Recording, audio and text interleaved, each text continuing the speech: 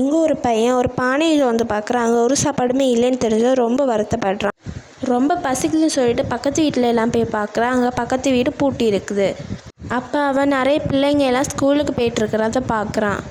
அப்போ இவனும் ஸ்கூலுக்கு போகிறேன்னு சொல்லிட்டு சீக்கிரமாக ட்ரெஸ் மாற்றிட்டு ஸ்கூலுக்கு போகிறான். அப்படி ஓடி போயிட்டுருக்கச்ச திடீர்னு அவன் காலில் முள் குத்திடுறது. அவன் அப்படியே ரொம்ப கஷ்டப்பட்டு ஸ்கூலுக்கும் போயிடுறான். அப்போ சார் அவனை பார்த்துடுறாரு. நீ எதுக்காக இவ்வளோ நாள் ஸ்கூலுக்கு வரலைன்னு சொல்லி நல்லா பனிஷ்மெண்ட்டை கொடுக்குறாரு. அதுக்கப்புறமா அவன் சாப்பாடு செய்கிறவங்களே பார்த்துட்டே இருக்கிறான்.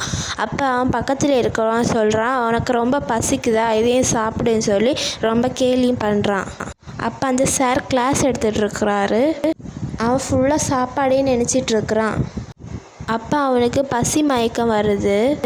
அதை பார்த்த சாரோ, நீ நல்லா வீட்டில் இருந்து சாப்பிட்டுட்டு இங்கே வந்து தூங்குறியான்னு சொல்லி சாப்பீஸே மூஞ்ச தூக்கி வீசுகிறாரு. அப்புறம் அவனுக்கு நல்ல அடியை விழுது. அந்த அடியை வாங்கிட்டு அவன் அப்படியே அந்த சாப்பாடு செய்கிறதையே பார்த்துட்ருக்குறான். சாப்பாடு சாப்பிட லைனில் நிற்க வைக்கிறாங்க. அவனை சாப்பாடை வாங்கிட்டு போய் ப்ரேயர் பண்ணுறான். ப்ரேயர் பண்ணிவிட்டு சாப்பிட்லான்னு போச்சுல பள்ளி சாப்பாடில் விழுந்துருச்சு. யாருமே சாப்பிடக்கூடாது அப்படின்னு சொல்கிறாங்க. ஆனால் அவன் மட்டும் சாப்பிட்றான். சார் அவனை நல்லா அடிக்கிறாரு.